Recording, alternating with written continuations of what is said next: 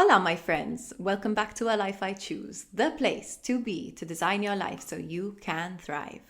For those of you who don't know me, hi, I'm Emma. I'm a psychotherapist, a lifestyle strategist, and I'm also the founder of the self-development agency A Life I Choose. I'm super excited to introduce you to our guest today. Our guest is Peregin, the CEO and founder of the news and PR agency Lovin Malta. I wanted to interview Chris because he is such an incredible mind. He has big dreams, high expectations of himself, and he takes things step by step to creating his visions.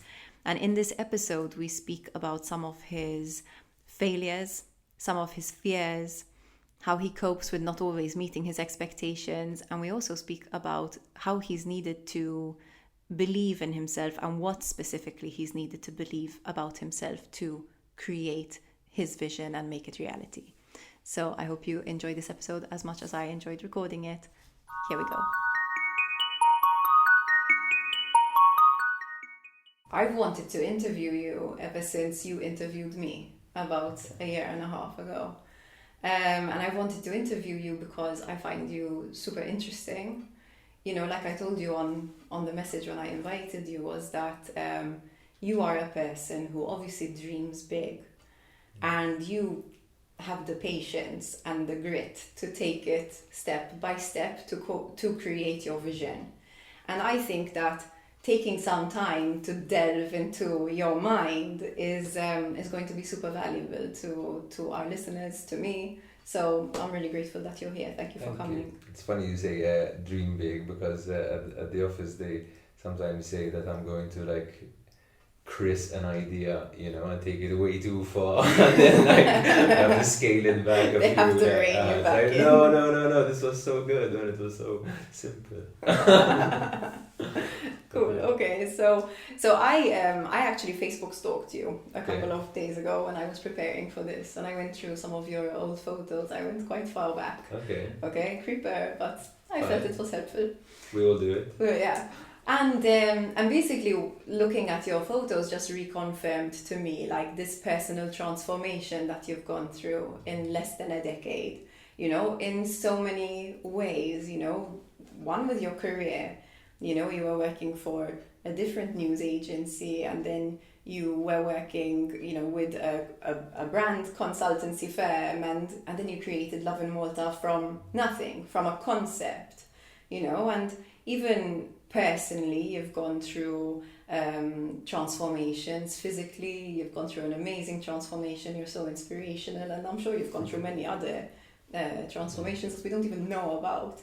And today what I really, really want to focus on is Lovin Malta. So, where it came from, how you created it, what your challenges have been around it, your fears, and and we'll see whatever comes up in the meantime. Okay, so you want to start with a question, or? Yes, so the question is, how did you come up with Lovin Malta? Where did the need come from?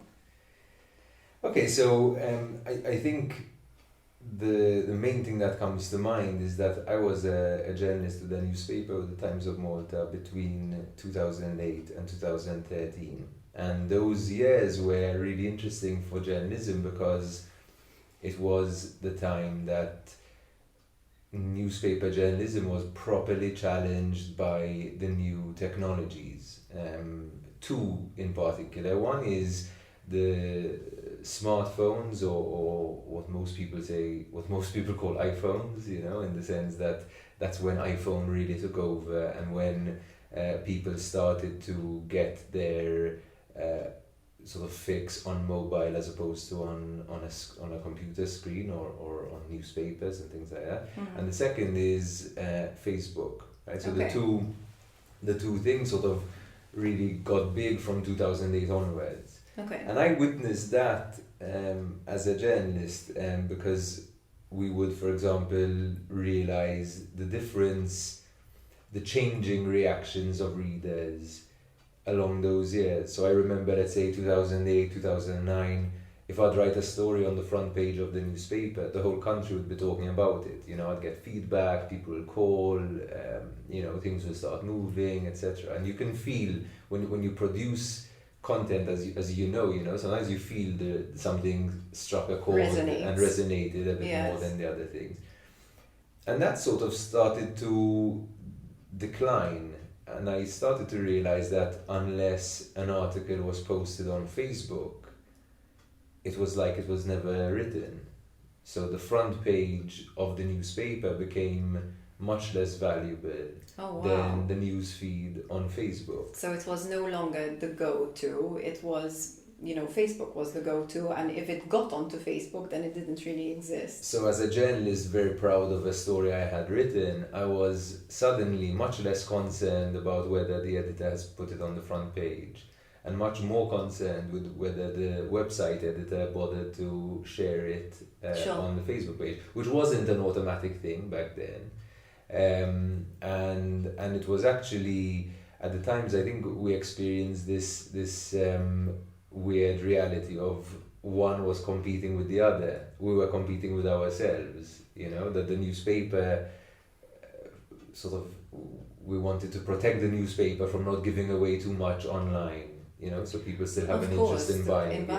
But at the same time, we wanted to develop the web presence and the social media following and things like that. So we had to, it was a bit schizophrenic in that sense. But what I realized in those years is that readers had made that switch, and they were making it very, very quickly. They were on mobile and they were on Facebook, and that's where they wanted their information. And that creates also a different reality in terms of what content they want, because if before they were trained to see a certain kind of story on the front page of a newspaper, and those stories need to have those sort of elements that made sense for a newspaper, on Facebook it was combined with all sorts of content, so there was more flexibility with the sort of content people wanted. And that's when, for example, something like BuzzFeed became very popular as well. Okay. And we started to see, things being shared that had nothing to do with news, but were being shared like news, like these listicles and these humorous pieces about, or even useful pieces like about fitness or about restaurants. Sort of these how-tos, like for example, where the sort of YouTube culture was then created. You never see how to unblock your drain using bicarbonate of soda, like is this something you looked up recently? on a front page of a newspaper, but you'd see it on your newsfeed. Yeah. So content producers and news producers suddenly had that flexibility, and readers were demanding it. So I had identified that from a content perspective, there was the need to rethink this almost from scratch and say, let's forget that there even is a newspaper. Let's focus on the newsfeed concept, let's focus on Facebook, let's focus on mobile, and let's see what it would look like if it were to be designed for that experience, not awkwardly shared in that experience. How old were you at the time? 2013. Gonna work out maths. No, but I was about 28, I would say. Okay. Something like that. Actually, I was about 25, because then what I did was I left the Times and I decided to get into PR. It was mostly a financial thing, and it was like, I'd done 5 years, the sort of cycle of news was restarting, and I want to try something different. I was always very interested in business, and I felt that as a journalist, I couldn't explore that side of me, yes. and I felt it was missing, So I got into the PR business, which is quite typical of journalists, to try and use their skill set in a more lucrative way by applying that skill set to companies and brands who need those insights and need to know how to respond to journalists when they're in a crisis, need to know how to communicate good ideas when they want promotion and stuff like that. And in those 3 or 4 years in PR consultancy, I also realized that brands were desperate for a new kind of content as well, whereas and that the whole the model of PR where brands are paying me a lot of money to beg newspapers to write about their brands for free, and while they wanted to do lots of other stuff that was more important to them, that didn't make sense to me. I felt like this very strange middleman that shouldn't have been there. It's like the brands want to spend money to show off their products, you know, in a not just advertising way, you know. Through storytelling. The newspapers needed money, you know, but they weren't taking it. There wasn't that transaction. That didn't exist as a transaction. Part of their culture. Instead, the money went to me to negotiate something I couldn't even negotiate. I couldn't guarantee, so it didn't make any sense. Yeah. So then we got to the point where I realized, okay, so from content there's a demand, from businesses there's a demand. Someone popped into my inbox saying like, "Hi, I'm from Lovin Dublin and I'd like to speak to one of your clients." I'm like, "Lovin Dublin? Wow, I want Lovin Malta." That's cool. So I got in touch and got the franchise to Malta and set it up really quickly, very low expense, you know, very low overheads, employed managed to sell advertising before we even launched because I had some good contacts in the PR field. This sort of takes me to my next question, which is like, you know, starting a business, there's no step-by-step guide. There's no one telling you, oh, do this, and now do this, and then do this. It's different for everyone. You're guessing a lot, or you're taking, rather than guessing, you're taking calculated risks. So I want to know like what the start of it was like for you, which you're going into, but kind of like as well like some of the roadblocks that you came across that you never thought you would. So although there isn't like a manual that's clear to everyone or whatever, people do give you a lot of advice and they do tell you sort of what to do. And they tell you, oh, you need this business plan, and you need to worry about how much this is going to cost, and that. And to me, there was an element of, like, a lot of it was a bit more intuitive than that. It was like, I know there is a demand for this, and I know it better than anyone, because my career experience at the time was such that there were very few other people who were journalists between the years of 2008 and 2013 who observed this change, who worked for brands, who made these contacts. Sure. So I knew that I was particularly well positioned to do something like this. And a lot of other people weren't, but they knew other business realities of be careful about this and be careful about that. So is it that you received a lot of advice that wasn't necessarily in alignment with where you wanted to go? It was like they were giving you advice that didn't fit your vision?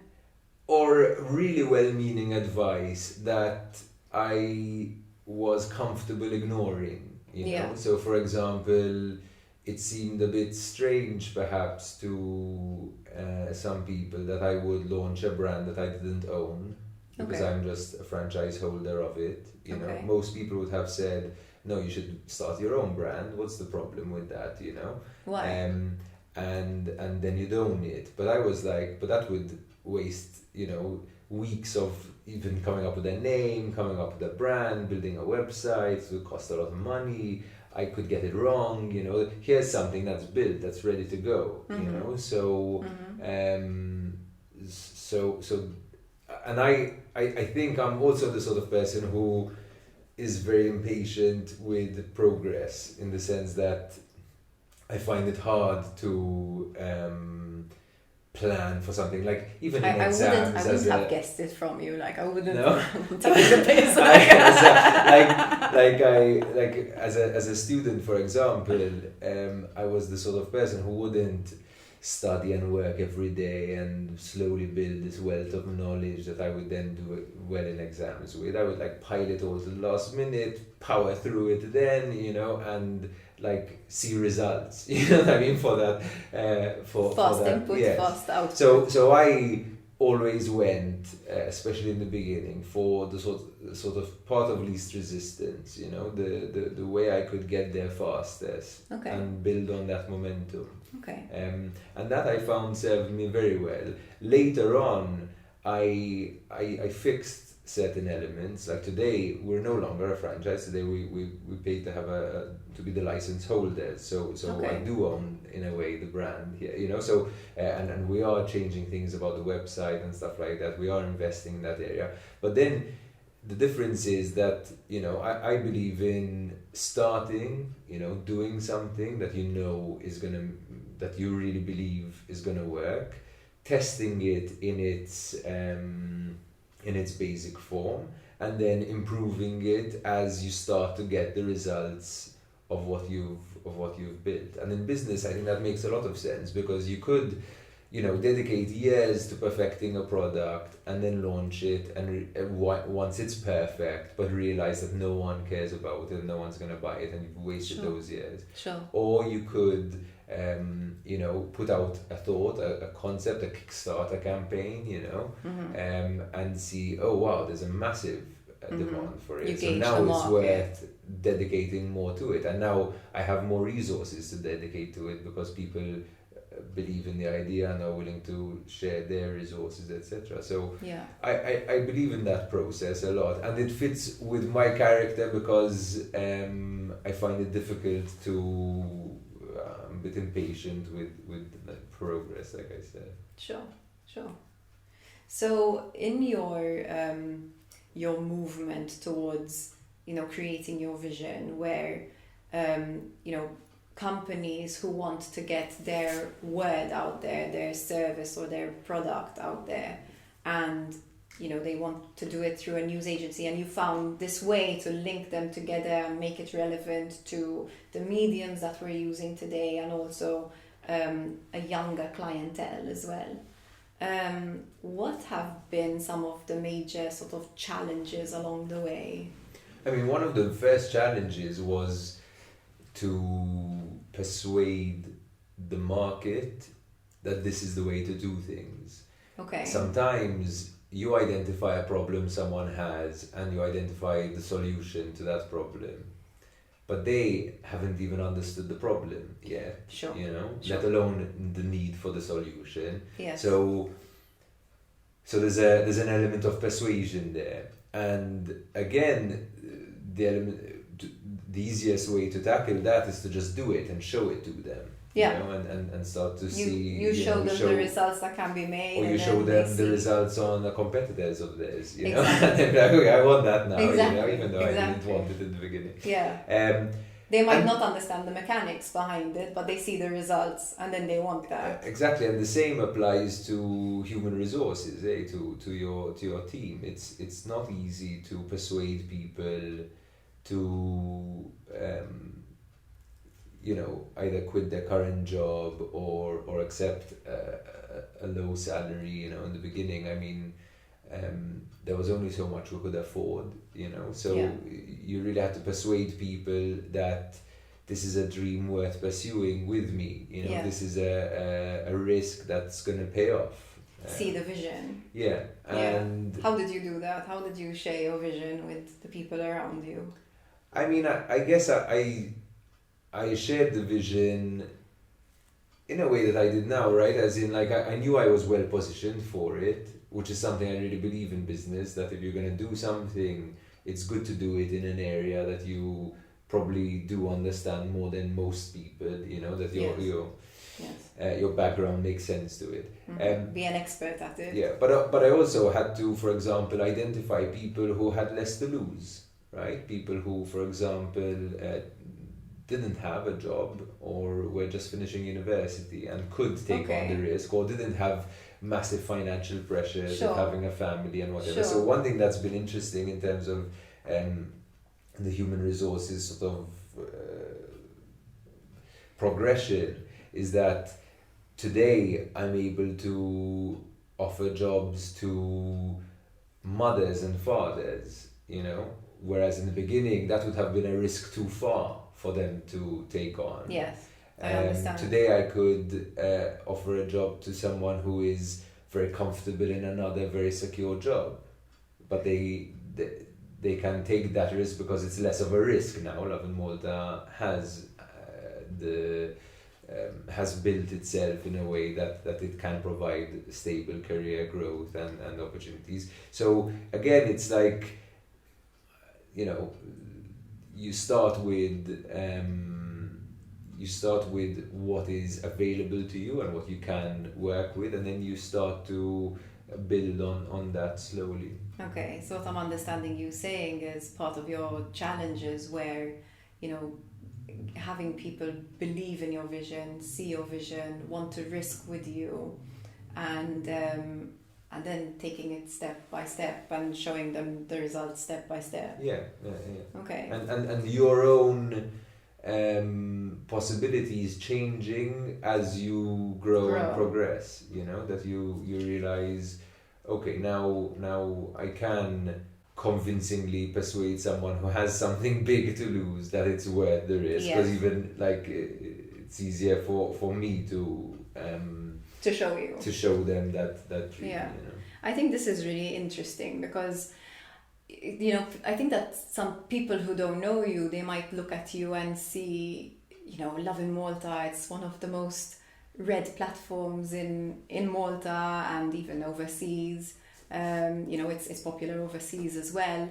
And you have pursued some massive projects like the Lovin Music Awards, the Social Media Awards. Now you're in collaboration with Sharabank as well. You know, they're big stuff that, you know, so, and I think that some people might, one, just see the result without the step by step, and also might have a perception of you that you are fearless. Not true. Well, that's the thing, right? We all come with fear. When there's life, there's fear. There's no such thing as a fearless person. So my question for you is, what kind of fears, like maybe the two major fears that you have had to embrace and dance with throughout your journey? I mean, I guess there's that perpetual fear of failure, that comes to mind, that in every step of the way, everything that we do, there is this fear that it's not the right idea or not the right thing to work on, and that it's going to fail spectacularly. Yes.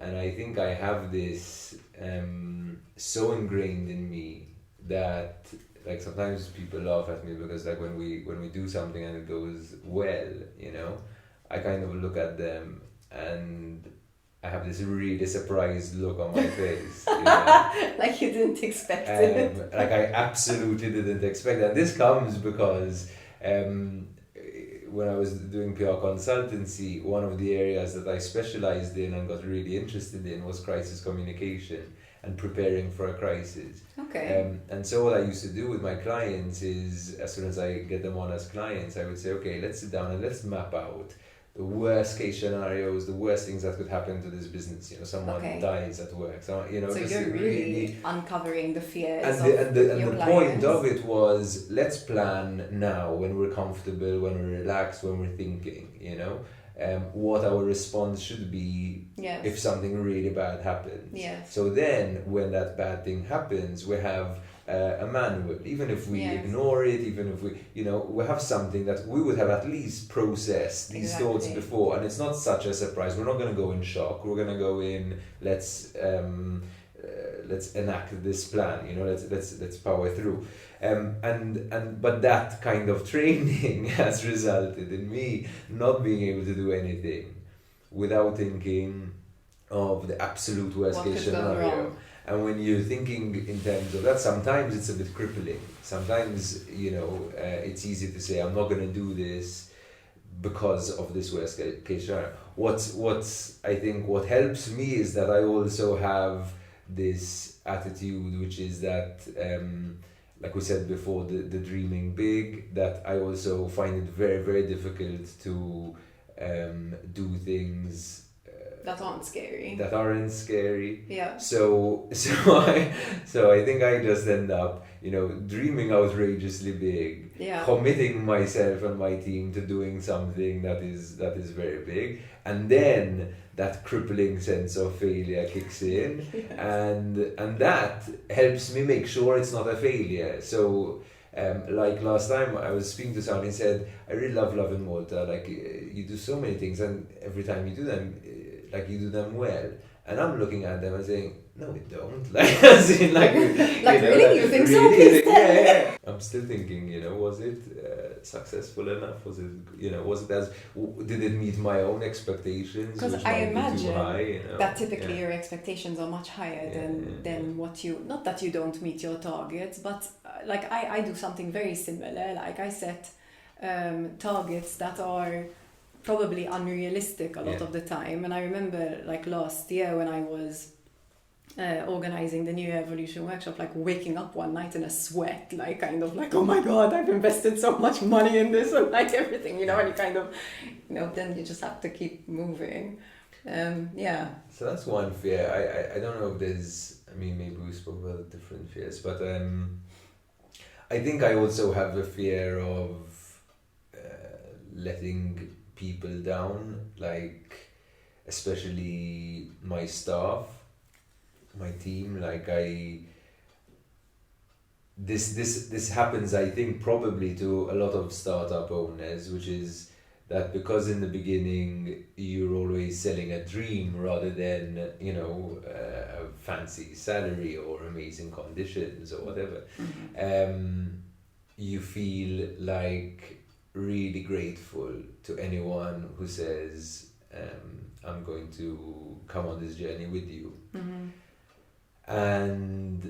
And I feel that a lot, and I still feel it, and maybe sometimes I feel it almost too much, like till today, where it's like, now they have great salaries, they have great conditions, they will have a really nice thing to, this is a career that when I was young I would have loved to have, and an atmosphere where I would love to work in. From the outside, and from the outside, I've been to your offices a few times. The atmosphere is always fun, welcoming.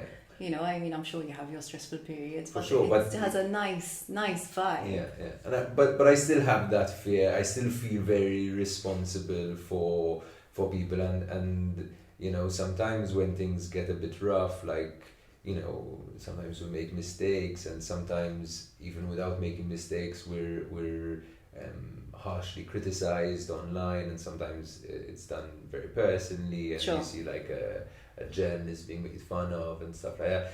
Those times, there's that fear of, I don't want to feel like I've let them down, or that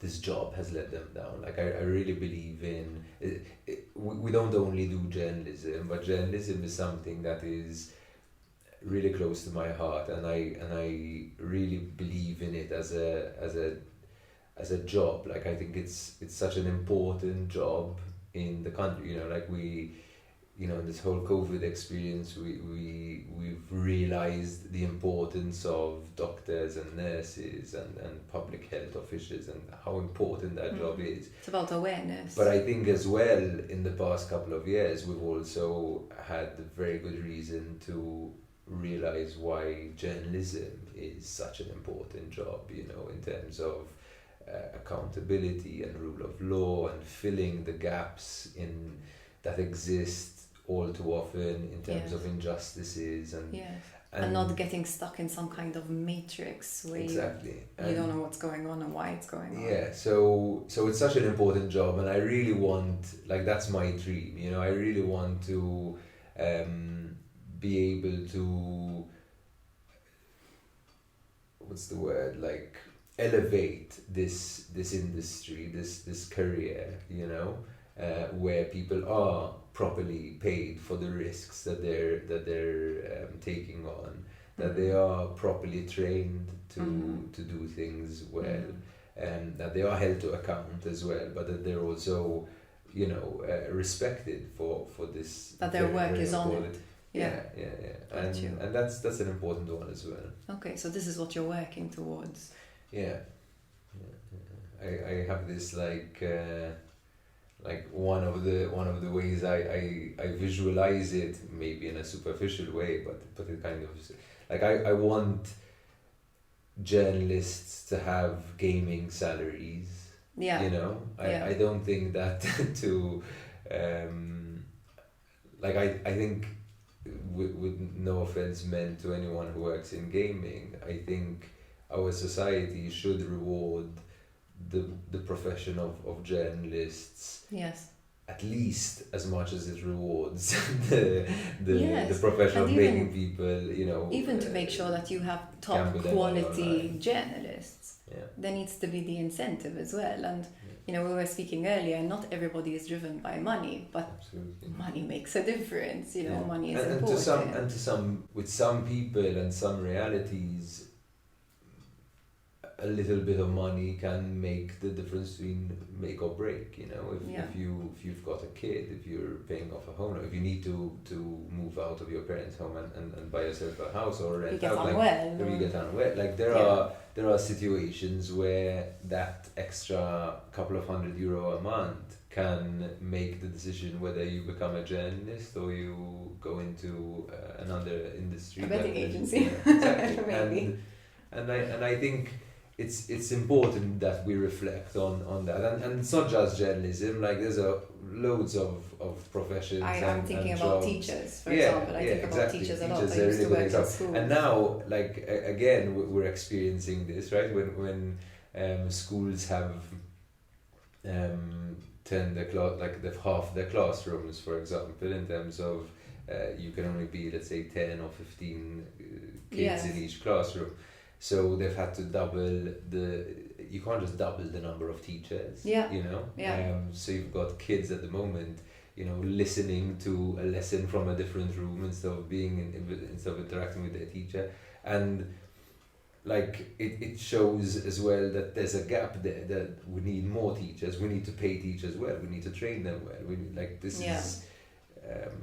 I think any parent who has experienced the last few months started to appreciate what teachers go through. Yes, in a way, thank God, right? Yeah.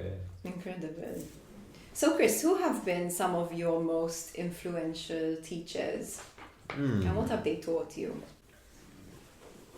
Look, I think the first people that come to mind, and Chris, these can be virtual or in person, dead, alive. Yes. But I think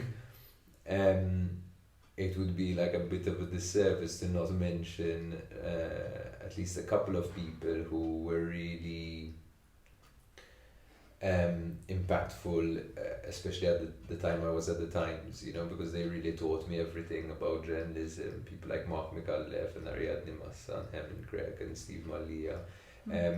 I joined at a really interesting time because they had all just got promoted to editorial positions. Okay.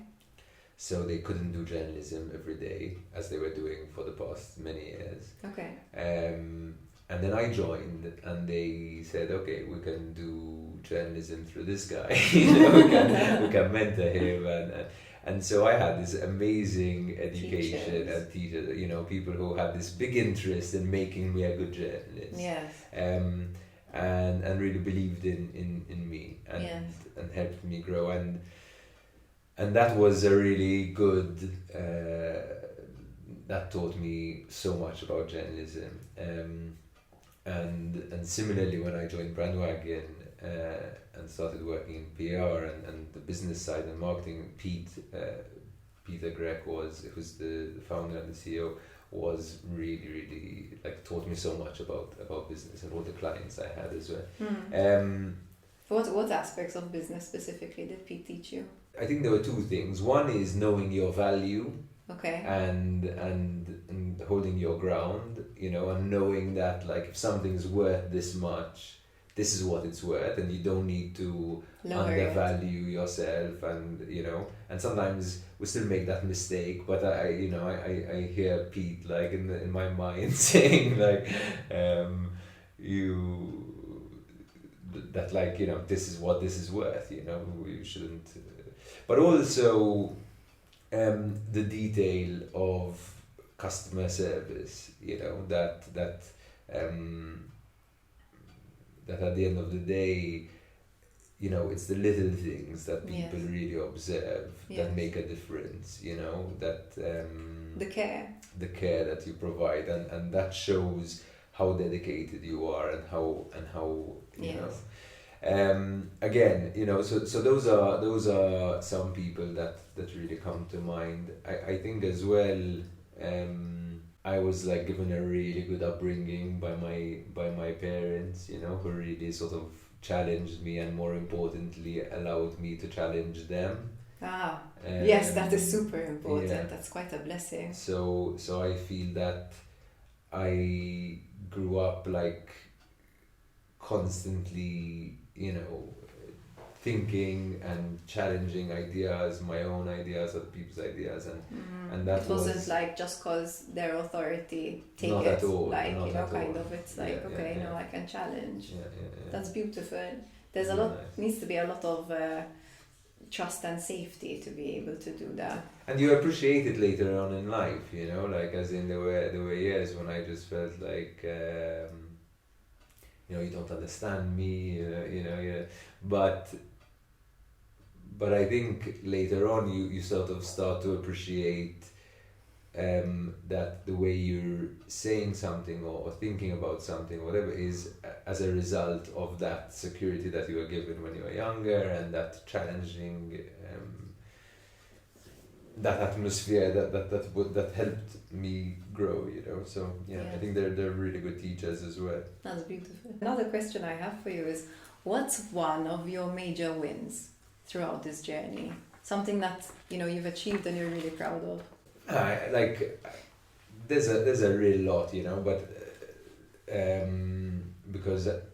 because we do so much in terms of so much content every day, and so much of it is stuff that I would have dreamed of or imagined, you know, in my head, and we pull it off, and sometimes we pull it off with very little effort from me, you know. I'm like, wow, that's amazing. Yeah.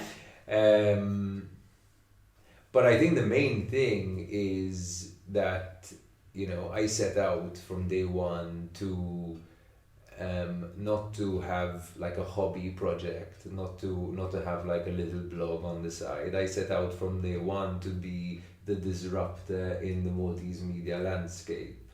And I think the greatest win is that, you know, 4 years down the line, we are, I would say, not only a household name, you know, but in some ways we're the mainstream media, you know, today. Yeah. Like, as in, we're almost not even seen as a disruptor anymore because we're so established. Yes, you are. And that's, while frustrating in some ways, because you want to, you know, keep that sort of disruptor mindset.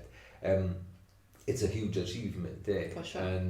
And so many other people have tried to do that, and so many people have tried to do that since, and few were successful or as successful at that, and that's like, it is an achievement that the whole team managed to achieve, you know. It's such a beautiful journey, because you went from needing to convince people that this would work to now being so trusted that you're almost not the word mainstream. I know you use the word mainstream, but you're a leader. That's it. Not mainstream. You're a leader. I also think that there is a flip side to it, which is that the stronger you get, the better your work is, the higher expectations of course grow, right? Of course. Both my own expectations and the expectations of the audience and the country. And but again, I like that, you know. I like when we're, you know, when someone does like a massive Lovin Malta takedown online and be like, oh, you shouldn't have done this, and I'm like, that's, you know, it's cool that you have this expectation of us. I have it as well, you know. Do you take it almost as a compliment? I do. Like, I take it on as I take it as you care so much about Lovin Malta that you are that you want, you know, you're taking your time and your space online to kind of say, listen, Lovin Malta should be like this. Give us this feedback, like, and that's like amazing, you know. Yes. And also we listen to it, like, as in I listen to feedback all the time.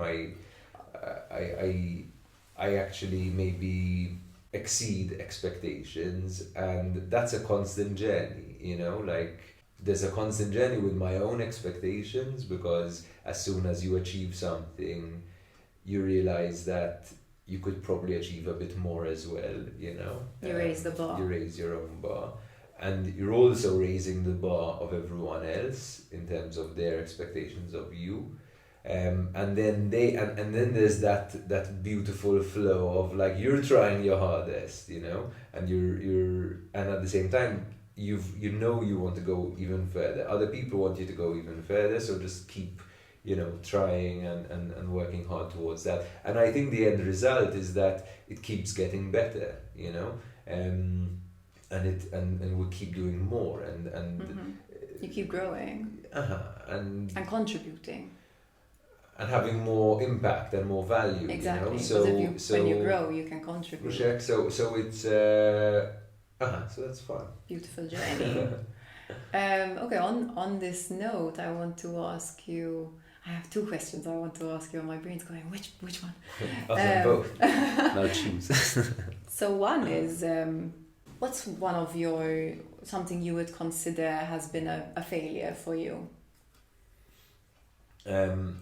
Again, I'm always thinking of like the first thing that comes to mind, because it's just a bit easier. And one of the things that comes to mind is the Lovin Music Awards, where we really overspent on that project. And it was a case of this fear of failure, right? Where it was something very, very sort of new to us, organizing an event in general. It was a huge event. And then organizing a huge event because, going back to my overcomplicating things, like we costed, having 8 acts, and then we had like 18 acts, and that meant if you have if you've booked like a day of dress rehearsal, you're going to need 2 days of dress rehearsal, and if you're going to need the lighting guys for one, you're going to need them for 2 days. And then, so your budget ended up, doubling. So yeah, we just spent a really lot of money on that. But it was really, like, it was a very nice learning experience. Well, this is my question. What did you learn from it? Yeah, like I learned about budgeting, which I've always really resisted. This is the thing. This is something I'm also, you mentioned like these transformations that maybe don't appear online as much as, let's say, weight loss or whatever. But I've always believed that to make money, you have to spend money. Yeah. I still believe it. I still believe that, you've got confidence in your ideas and things that you do, you should invest in them. There's, and I think one of the problems many businesses have is that they're cheap, they don't spend the money that they need to spend to get the results they want to get. Yes, they see it as spending and not as investing. Exactly, and some businesses are crippled by that. Yes. But then there is also the flip side, and I've learned that throughout the years, where you could just overspend and is it sort of a matter of maybe next time sort of starting smaller for a project like Lovin Music Awards? Yes, I think maybe starting smaller, but also again playing to your strengths and what you know. So I think that was, we had never done anything like that, and then when you start doing something like that, it's really fun, because it's out of your comfort zone. You're learning, I was like, wow, I'm learning all about, how events are done. Yes. It was very fun and very rewarding, and I think the end result was good because it was a good night, it was successful, it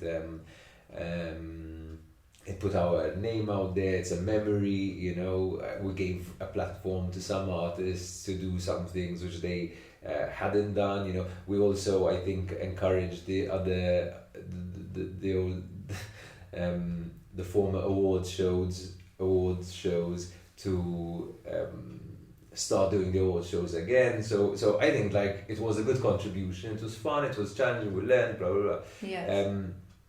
But it's good to do things that you really understand and you really know, and that gives you more security. Like we said in the beginning, you know, I understand journalism, I understand the business of journalism. So no matter how ambitious that dream was, you knew you could do it. I could see the steps. I at least knew the steps I needed to take. Yes, you know. Yes. With this, there was a lot of we're taking different steps. And sometimes you get caught up, you know, you're having fun and you say, you know, let's get this other act on, let's do these, let's create rain on a stage, you know. And you say like, and anyway, it's good. And that's also helped me to look a bit more closely at my own personal spending, you know, and budgeting and stuff which I've always hated. Like I like the concept that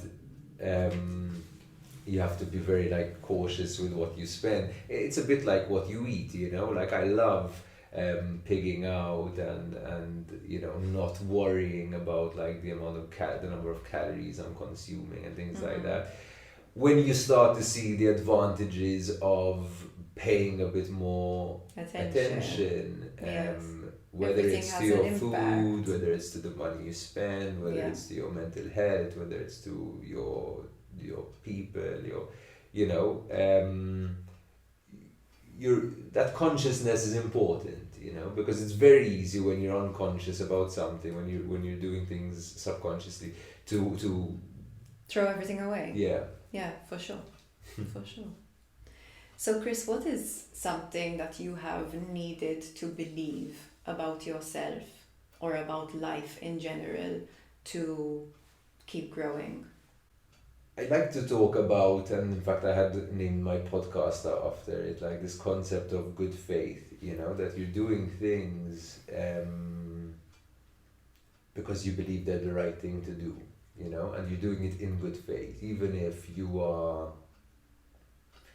if you make mistakes or you don't express it well or whatever, you're doing it with the right intentions. And in business, that gives you a direction towards purpose, you know, which is so important. Absolutely. So I've always had to believe, and I've always had to convince myself, and therefore actually be, you know, this way. I've always believed I'm doing this for the right reasons, you know. I want us to have this, you know, crazy impactful media organization that challenges people's ideas, that makes people, you know, see realities that they're not seeing, that helps fix injustices, that is able to pay journalists well and to create careers and to train people correctly. And that's important for our country, and it's important for the world as well. As in, this is an industry that the whole world struggles in, you know. So I think for me, it's been that like focus that we're doing something good, you know. This is right. It's not always good. It's not always perfect. It's very rarely perfect, you know. And we're always learning as we go. But ultimately, this is where we need to be. This is what, you know, this is what I want to dedicate to. What I'm understanding is that if I were to put your belief into a sentence, it's something along the lines of, I do this because the world needs me to. That's a nice way of putting it. Or the world needs this.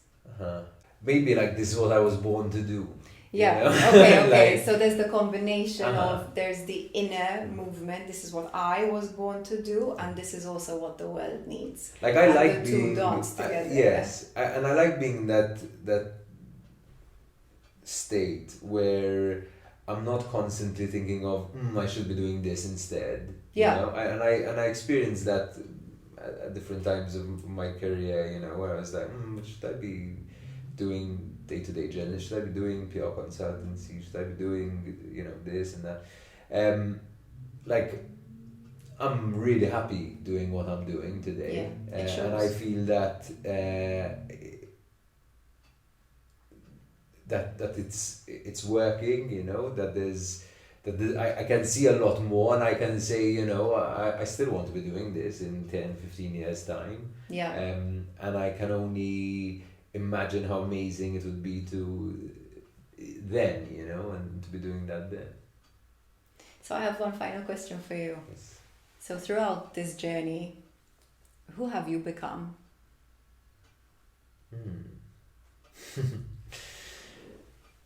I think I've become, more myself, you know, in the sense, I think our life is a bit of an exploration of who we are, and coming to terms with who we are, and accepting who we are. And when you're a bit younger, there's a lot of self-doubt, which remains and which sometimes gets worse as you grow older. But you also get this sense of self, and you realize what your strengths are, you realize what your weaknesses are, you realize that you can work on your weaknesses. You realize that there's a real lot of satisfaction in working towards your weaknesses, and becoming the best version of yourself, you know. I also realize that I am very much a product of the people I surround myself with. And again, I think this is something that a lot of us get wrong sometimes not even, sometimes out of our control, but we end up in environments where we're surrounded by people who bring us down, or people who bring the worst out of us, or people who just help set our bar very low, you know.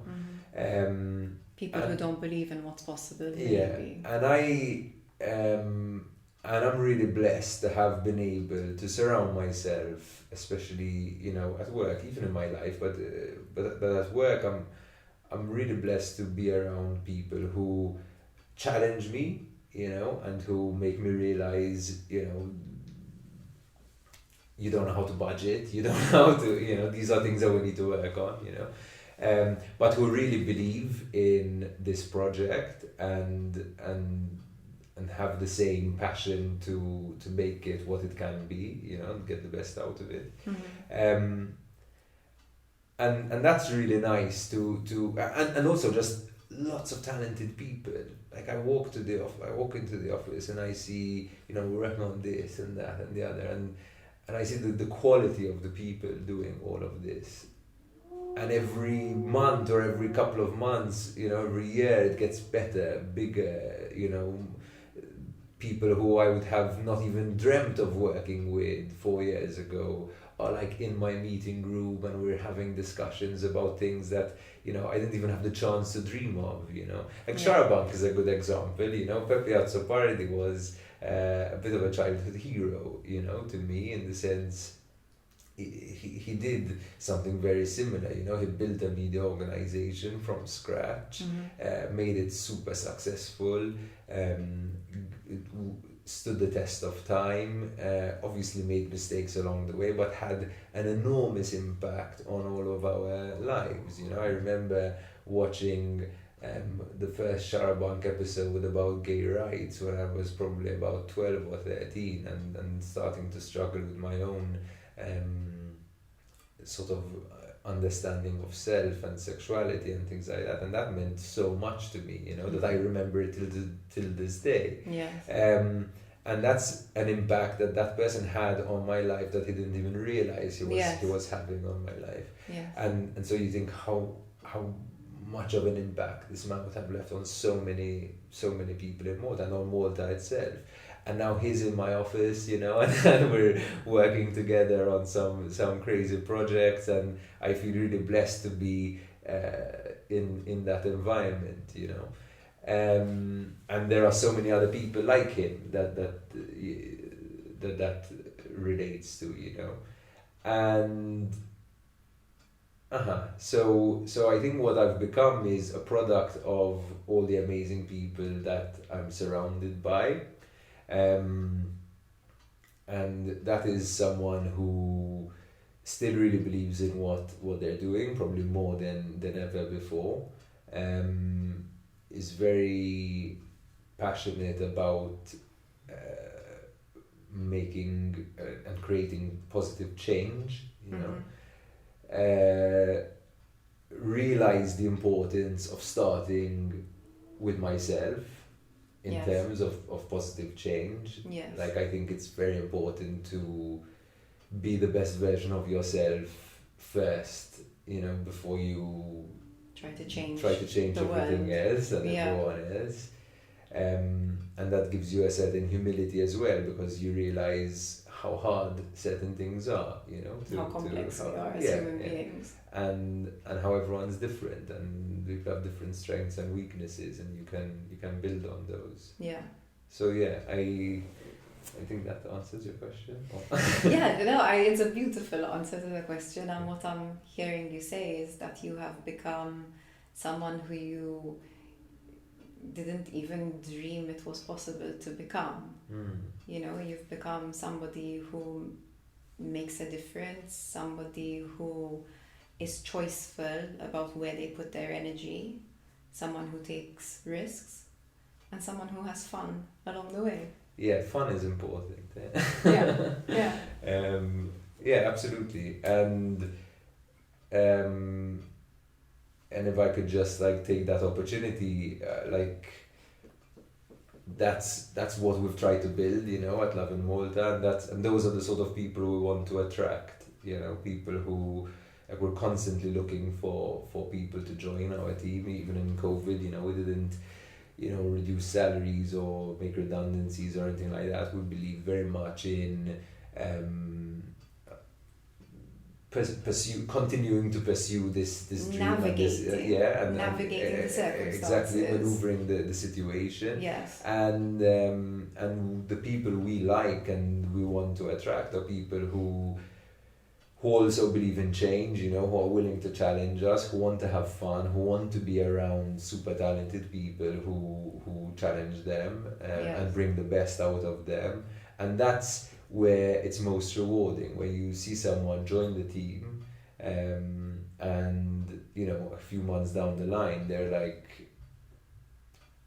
performing to a level that they didn't even think they were capable of, and they're unlocking opportunities, you know. And even if they move on, you know, even if they move on later and say, listen, I'm going to do something else now, I'm going to, like, we've had some incredible people, you know, who joined us at Lovin Malta, spent a few years or whatever, and moved on, and it's really nice to see them, you know, succeed and take some of the things they've learned and apply them in other directions. Exactly. I don't think you would ever want to stifle people to stay. And this comes to mind, like something Pete of Brandwagon used to say, you know, when I remember a meeting where he said, you know, I can't wait for you all to like leave and do your own thing and make it bigger and better than Brand, you know, like that's something.